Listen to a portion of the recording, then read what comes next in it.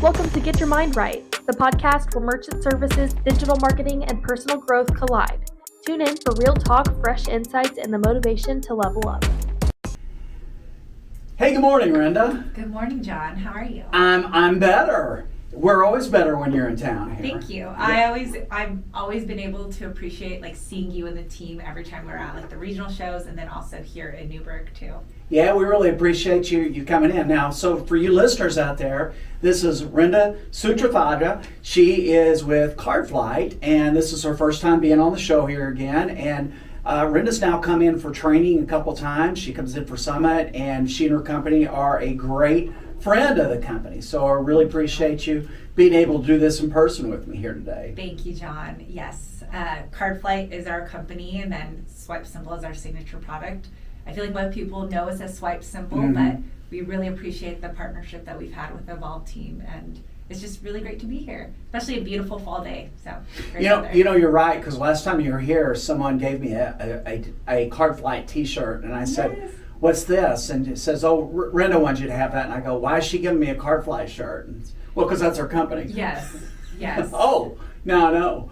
Yeah. So I feel like people always confuse us because they're like, well, who is CardFlight? Yes. So we've been around since 2013, started off as a mobile solution and then transitioned to our terminal, light register product, and then also our gateway as well within the last few years. And continuing to add in other value-added services too. Mm-hmm. Well, let's talk about that. I heard you chat a little bit this morning about what reps should be doing in the fourth quarter and how your product line fits into that. Yes. So in the fourth quarter, we have all the holidays. We have Halloween coming up, Thanksgiving, and then also Christmas, New Year's too. And we find that with the holiday seasons, we have a lot of seasonal merchants that use Swipe Simple to be able to process credit card payments. And a lot of them need something quick, easy, simple to use, especially whether they have any part-time employees, seasonal employees joining the team. So it's really important for them to be able to have something that their employees are able to quickly adapt and learn. The last thing you want your employees to do is have to figure out how to jump around all of these buttons and try to work a credit card machine. Mm-hmm. So it's just easier to have them use Swipe Simple, a super easy product, whether it's with our mobile app or our terminal products to be able to use. So with holiday season coming up, they're able to also have member users versus admin users, easy reporting for them to be able to use too. So just some of the great things that Swipe Simple has to offer. Now, when you talk about that they're adopting this for fourth quarter, are these existing merchants that are adding your product line onto it, or these are new merchants that your sales organization's winning over because of these products? Kind of a mixture of both, but really for the presentation that we had today during Evolve University, that was more geared towards your net new merchants. So net new merchants that you're going after, say, Christmas tree organizations or Christmas tree farms, farmers markets, small bakeries, holiday vendors and whatnot. Those that want to be able to find a way to easily process payments can use Swipe Simple. So that was more of the target audience that we were going after for today during our call. So you've got two battlefronts to fight here. Obviously, the end customer has to say yes, but then that sales rep, there's obviously you're aware there's a lot of competing products in your space. You've got to get them to say yes to your product too. So how do you cross that first bridge? I mean, why are reps recommending your product over a competitor? I think the first reason reps will recommend Swipe Simple really is in the simplicity. I mean, it's in the name, Swipe Simple, but I feel like people will gravitate towards product that they've used and also products that they know that their merchants can grow with. I mentioned that we started off as a mobile company a few years back and then really grew into having our gateway. I think even today we talked about in our call about the invoicing feature. So invoices is probably the main feature that we've continued to grow over the last few years, whether it's having shareable invoices or being able to edit. And I think what we've done a really great job at CardFlight, Swipe Simple, is knowing what our merchants need and a lot of the times how they're going to continue to grow. And I think that's kind of where we differentiate ourselves from our competitors is we are not trying to be everything to everyone. We know who our key merchants are and how we can continue helping them grow over time, especially when it comes to increasing payment volume. So definitely that, the simplicity, and then also features that your merchants actually need rather than all the bells and whistles. Right. So on this invoicing, give me examples of how that's going to benefit your merchant type. Yeah, so we talked about it today, having invoices as a draft. So for our merchants previously with Swipe Simple, if they had an invoice, they'd have to send out immediately as soon as they create that invoice. But now with Swipe Simple, they can queue up all of their drafts together. So say that they have the end of the month coming up, they need to send out all the invoices to their clients. They can easily queue them up succinctly and have it up, and then on the last day of the month, they can send it out to those merchants or customers now. Okay, or they could send them right at the time. Yes. Okay. So tell me about what you're doing and what Swipe Simple stance is on shortening that time between that customer getting that invoice and the merchant actually getting paid. Yeah, so another feature that we didn't talk about, our enhancement that we have, was automatic reminders. So in the merchant settings, they were able to actually set up automated reminders. I think they can set it up to 5 times. They can choose how soon those invoices go out. And that's just helpful for your merchants because previously they would have to resend those invoices. And now they don't have to do that. And you have to have some sort of manual process Yes. of keeping track of who owes you money and when they were issued the invoice. Correct. Yeah, that's a great benefit. So how about from the merchant's customer standpoint? What are you doing out there to make it easy for those customers to pay the merchant? So with those reminders, they'll get those invoices. They can either get through text message, through their through emails as well. So it's easy for them to be able to see it, including those shareable invoices. I think one of the key things to note with Swipe Simple is that we have a variety of ways for merchants to be able to accept payments, but that also gives flexibility to those customers too. Really, merchants aren't always in person with their customers. And I think that's a big thing that we've honed in on is any way that your merchants and customers need to take payments, we have that solution for you. I know we were talking about invoices, but something else that we offer is tap to pay on iPhone. New technology that we know that merchants want and need, currently available on WorldPay, eventually TSYS by end of year. Okay. But that's really helpful because one, we don't charge you extra for those fees. So that means your merchants that may be using a card reader, they won't have to purchase that card reader for every single employee that's out in the field. And tap to pay on iPhone really just means that merchants can actually use their own devices. They don't need that additional card reader to use, making it easy for them to be able to accept payments when they're on the go. So take me behind the curtain and tell me how this technology works. So we are leveraging Apple's logic for that as well. So essentially, as long as you have an Apple ID, email password, you're using iOS 17.2 and newer, you are able to use it. So essentially, like in your settings, you'll turn on your phone, enable tap to pay on iPhone, and as soon as you're in the sales flow, you select card, it will ask you if you want to do tap to pay on iPhone. And essentially, it will allow you to see the visuals from Apple. You can tap with your phone, credit card, debit card, however you'd like to take payments, and that will go through. So really exciting. If you need a demo, let me know. We can Well, do demos. that's pretty awesome. Was Apple the first phone manufacturer to come out with that technology?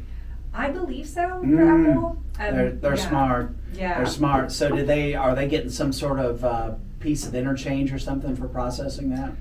I'm not quite sure on that end. I know that there's fees that have to be paid to Apple in the beginning. I'm not an engineer, didn't work on that part, but essentially you should not be charged for using that feature though. Yeah. So That's a good thing. I have a love-hate relationship with Apple. Obviously I have an Apple phone there. I don't like all their tactics, but boy, they are just out in front on so many issues. And I've gotten mad and threatened to go to Android, but it never happens. Yeah, I don't see it happening. Yeah, I'm just too deep and too vested in it. Yeah, everything syncs with one another too, but I think it's really cool actually like going to like a farmer's market and seeing the tap to pay. Have you seen it before? I have. Okay. I have. I love seeing the experience too, and it just looks so sleek. And that is my only thing with Apple. They're really good at those interfaces. They look really nice. Yeah, and they're your pay through your Apple Pay is just. It could be any easier, right? And it is faster. Yes.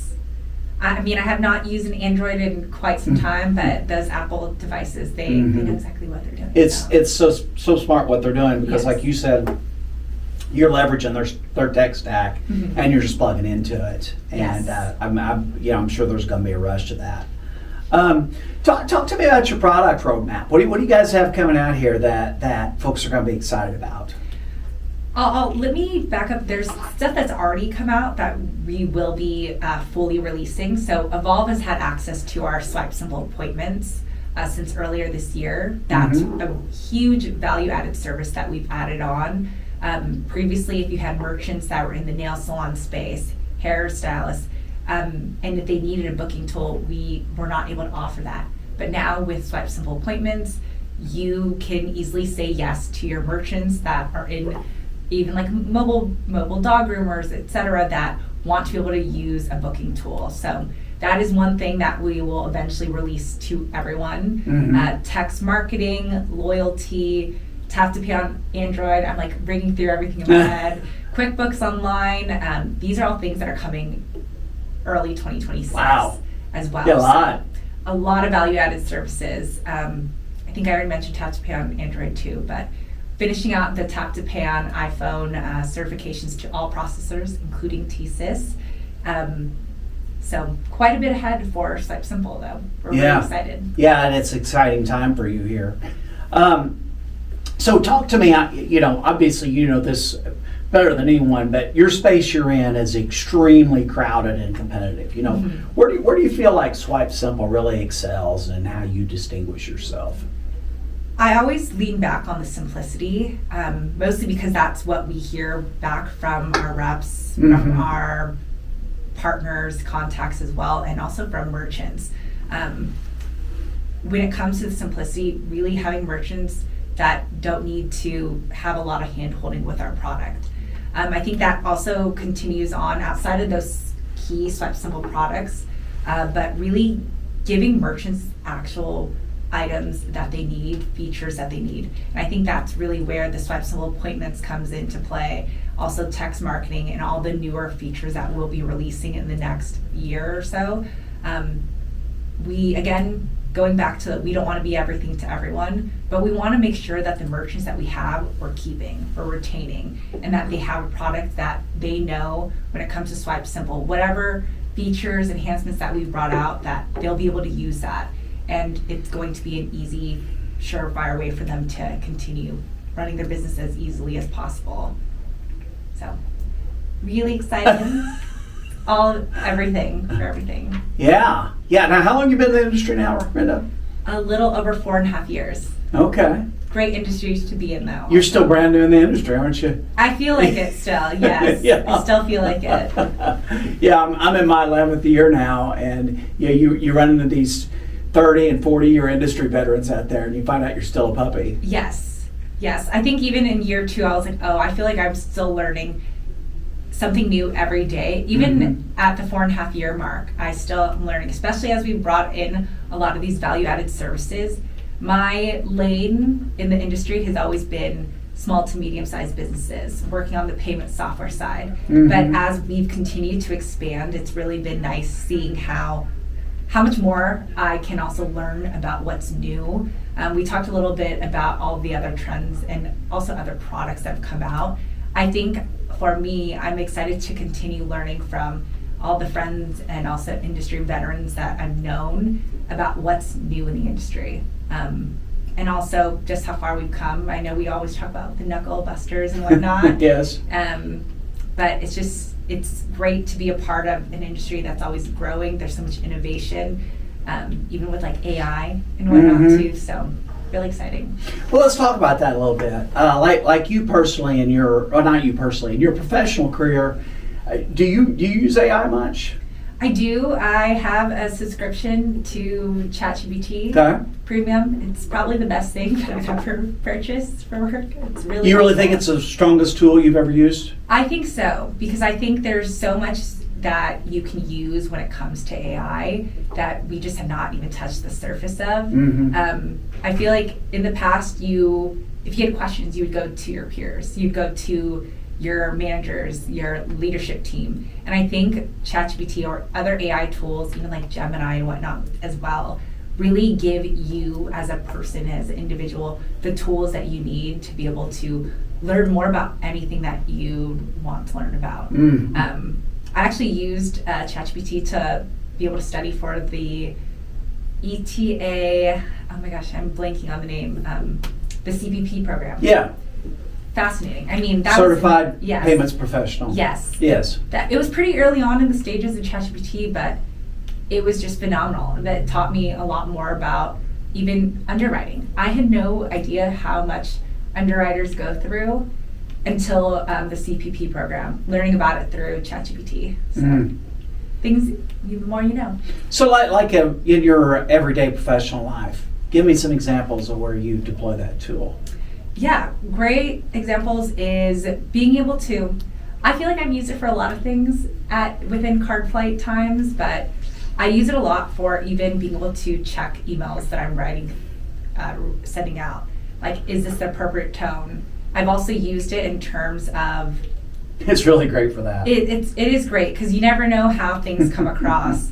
Being able to write multiple types of emails, or not even emails, but like newsletters. Being able to, I use it to help me with creating like the bare bones of our How to Sell Swipe Simple product, which was just like a 7-page document that we shared out to folks. But that really helped me with being able to understand, okay, how do you use for value props and whatnot. So there were a ton of great tools like AI that have really helped me with being able to be a better account manager to my partners as well. I think it's really interesting because I figured this out early on. It's like, like if I gave you, say, for example, a circular saw, right? It'd be a case of you going out on YouTube, or maybe you have a carpenter friend, or you get the instructions and you figure out how to use a circular saw, right?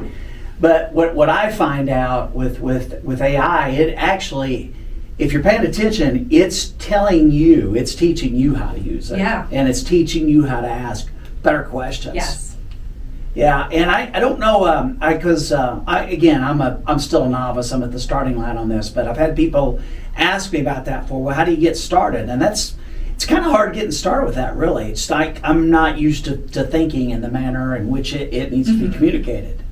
Yeah, even going off of that, like any sort of planning that you're just starting or scratching the surface of, whether it's like how to plan for a sales summit or how to plan like a podcast, like it's going to give you tips that you can be able to use.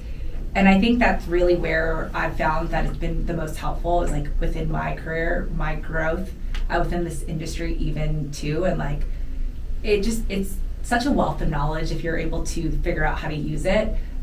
We actually created a Slack channel at work called like how to use AI, or like tips for using it. And like we'll just share some little tidbits of like ways that you can make your workday a lot easier by using AI. So really helpful. Highly recommend using. So. Yeah, it is. It's a game breaker, game changer.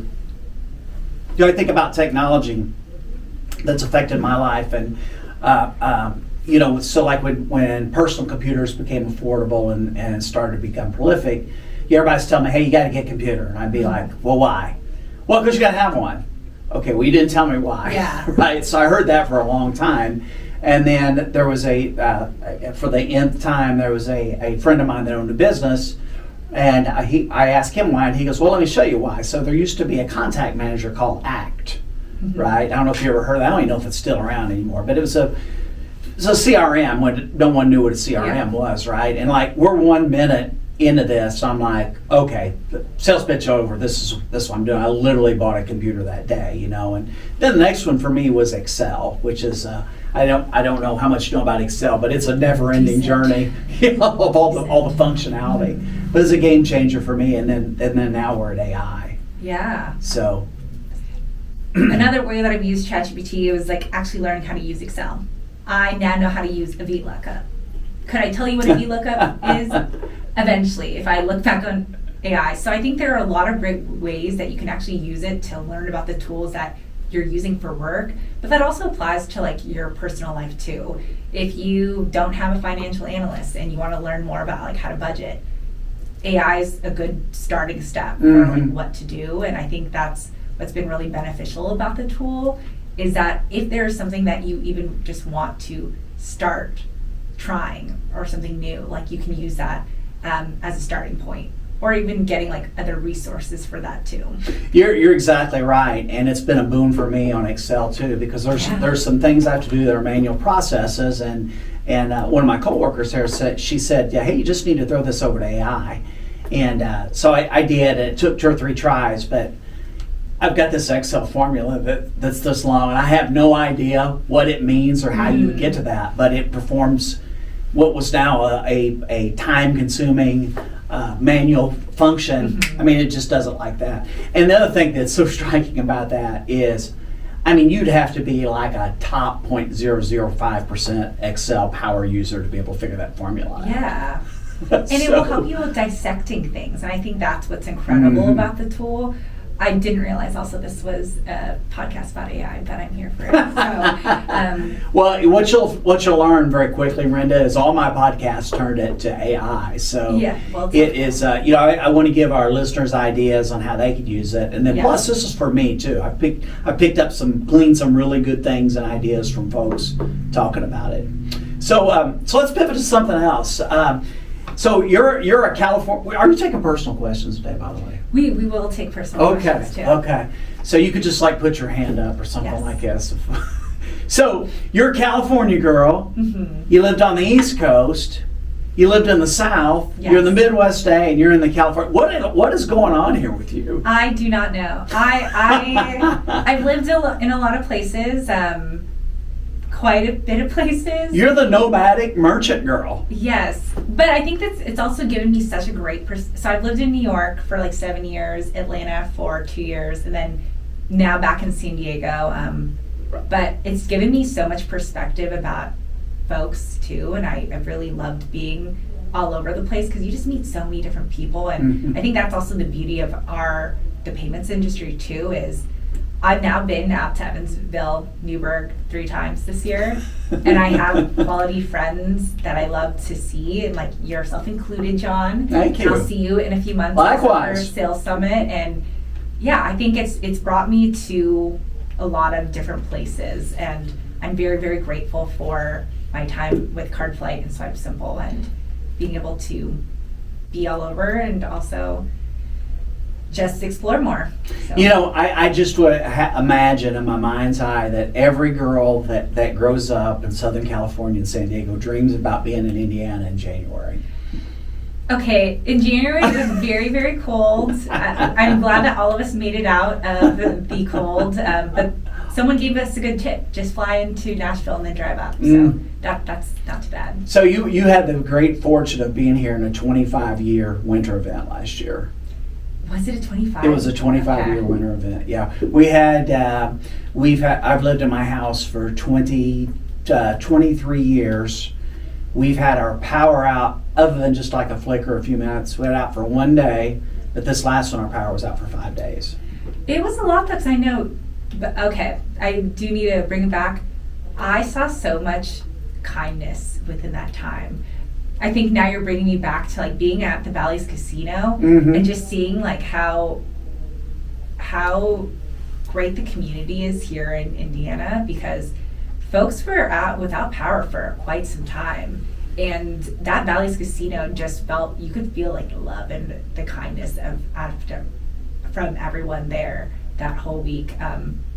Yeah, and just like seeing people come out, and I think at the casino they even had like gifts for folks that like were displaced for that night too, and just they really did. Yeah. They were, to your point, they were outstanding. They really stepped Great. up, and it wasn't just the company; it was the employees. You know, Yeah. they kind of went into mission mode. And I feel like that's the common theme that I heard while being out here in Newburgh too, was people just coming together, and that was really, really sweet.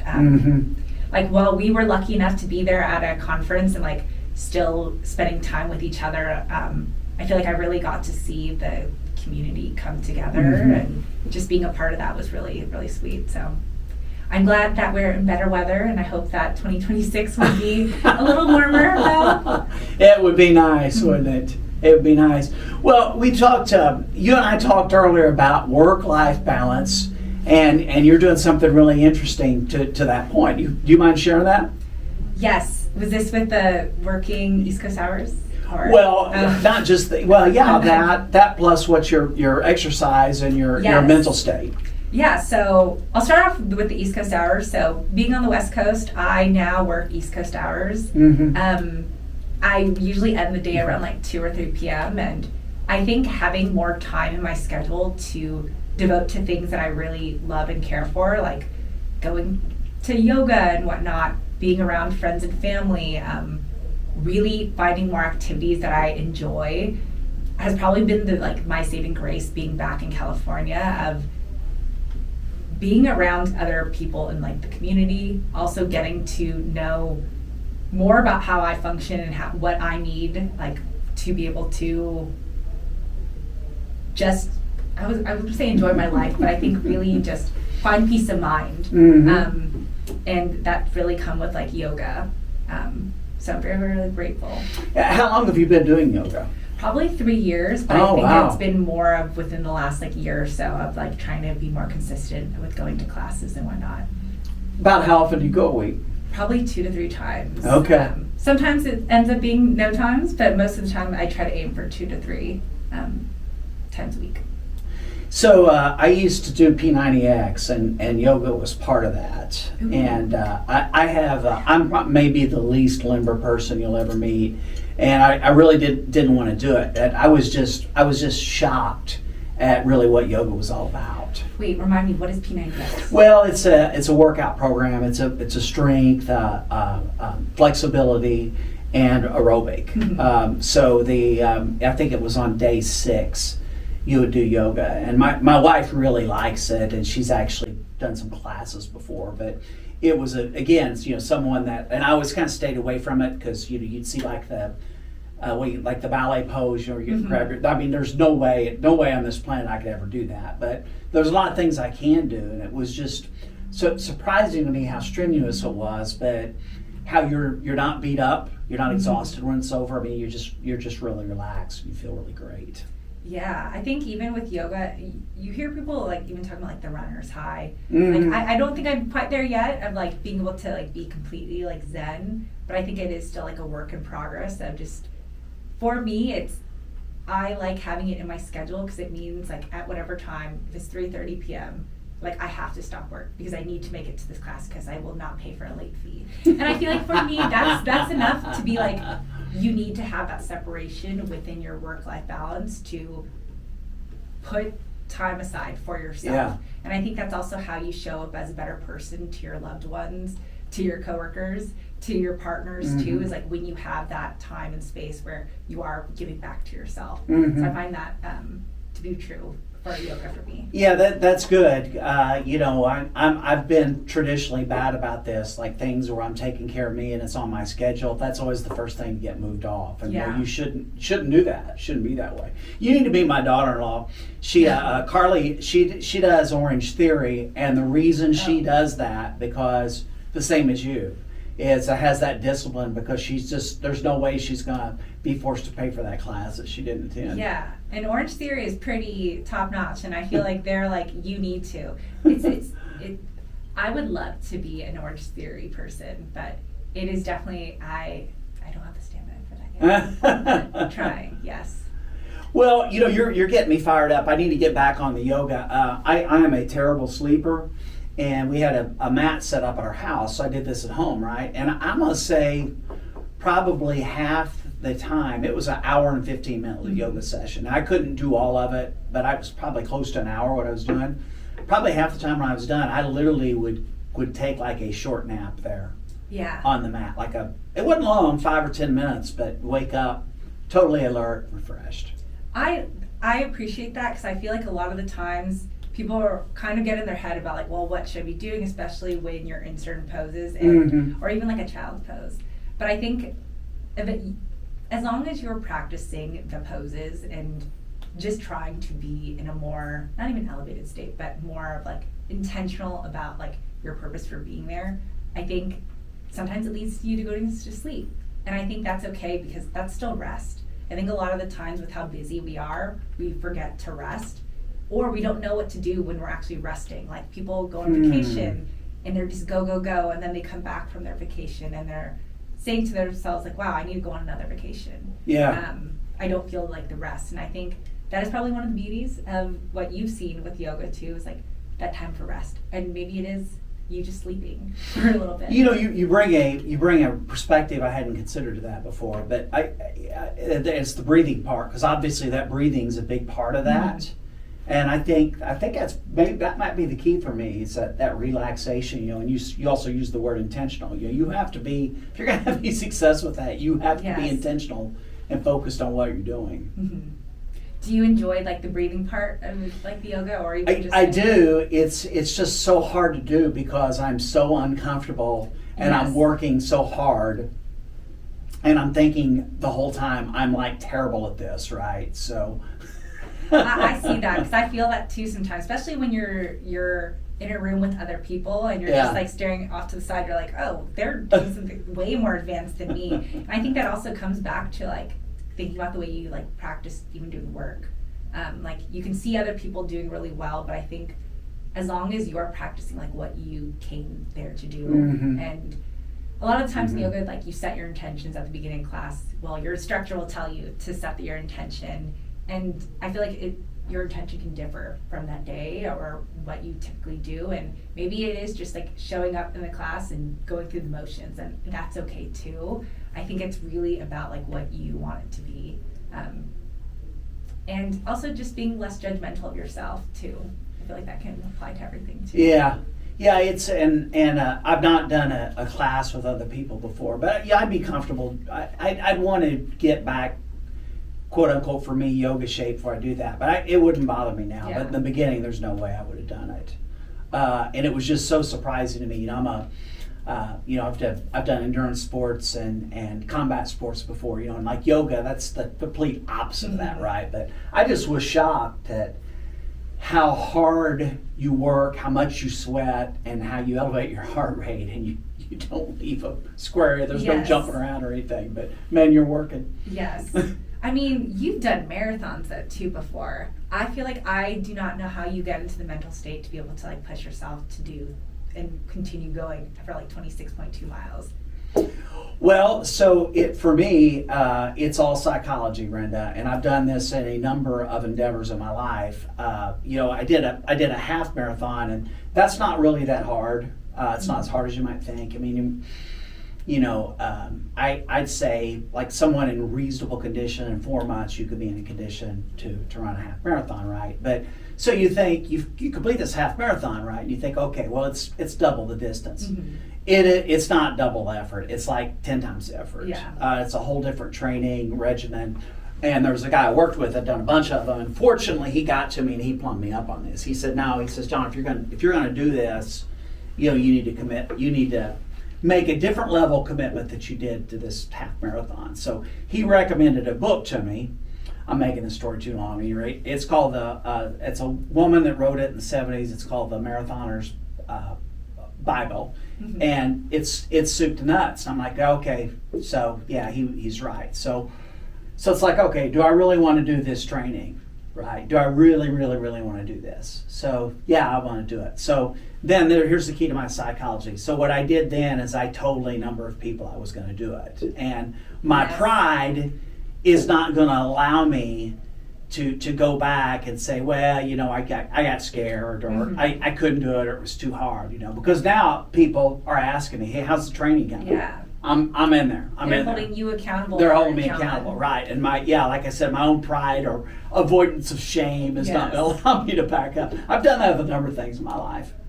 I think it helps though, like having and sharing what you're planning to do with your loved ones, because you're right though, they will hold you accountable, and I feel like that's why it's so important. Like you hear a lot of people talk about like manifesting and like writing things down and like being intentional, I guess, about what you're planning, but nothing humbles you more also than like telling your loved ones, because those are the people that want you to win. They're the ones that like want you to hold yourself to the same standard that you put yourself to as well. So it helps though, sharing your vision with other people.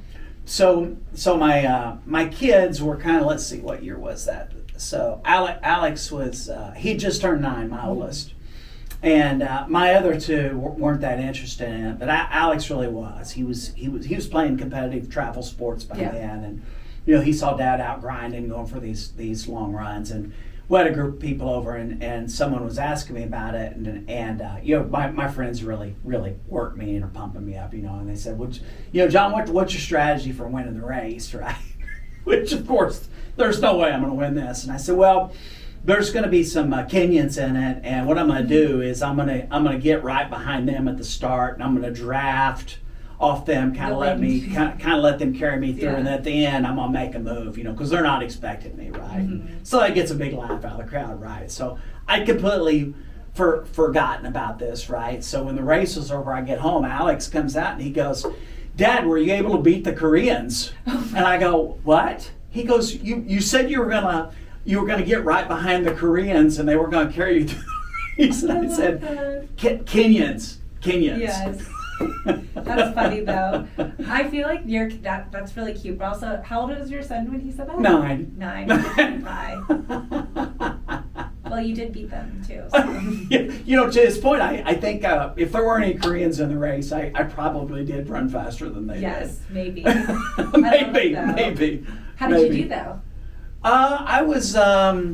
Let's see. I was. It was a smaller race. I'm trying to see it from here. I think there's like 900 people, and I came in 123rd. John, that's great. So yeah, it was. It's an age group thing. As a smaller race, there were probably 30 guys in my division. So the big mistake I made on this, I made 2 mistakes, because this marathoner's Bible was this thick. Right? Yeah. There was a lot to it. So.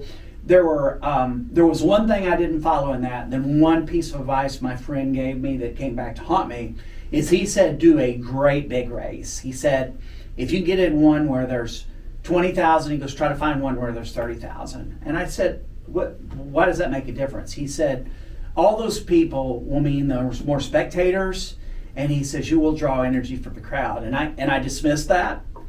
And that was a big mistake, because again, there was on this Louisville marathon I did, there was a period where I ran through the riverfront, and it was like 3 miles where I didn't see anyone. They had like a check station of volunteers, but that was it for volunteers. No other runners, no one else, and that was really a drag. And at the beginning, we started. It was it was the end of October. I keep looking at this. I've got a picture on the wall over here. We started. It was pitch dark. Right? Yeah. And with the first 6 miles was along the Ohio River, and there was like a 30-mile-an-hour icy wind coming off the river, and it was brutal. But you were in a crowd of people. There were a lot of spectators there, and it kind of carried you through till the sun came up. But the end was rough and very lonely. So that'd be my advice. You ever do this, Rinda? You want to do a great big event. That's helpful to know. Well, I was also thinking, like, as you're talking about like the 3-mile mark too, of like the importance of like having your mind right. Not to do a quick plug, but to like be in the right mindset though. Like 3 miles, like depending on how quickly you're running, if you're a really quick runner, that could be like 8 minutes a mile. Like that's 20 to 30 minutes, sometimes 20 to 40 minutes of you not seeing a single person cheering you on. That does make a big difference. So that's really helpful though, in terms of like joining in a bigger race though. It was, and again, I wish I hadn't dismissed that. But you'd think that with 900 people it would still be a lot, but I guess if you're doing a half marathon. Well, you got to think though. Let's say there's 1,800 spectators, two for every runner, Mm-hmm. and they were gathered up there at the start finish, and then there was a place downtown where they had we took it right through downtown Louisville, and there's a place where there were bands and there was a few hundred people there, and then there's one other gathering, but that was it. And then there would be like just. If you happen to run in front of someone's house, they might have lawn chairs set up, and they're watching the spectacle. But like these great big races. I mean, you'll go like the two half marathons I did in Evansville. They're literally that whole 13 miles. You wouldn't go more than 50 yards without having a group of spectators. That's nice though. Yeah, and that energy, it's so important. You would think it would matter that much.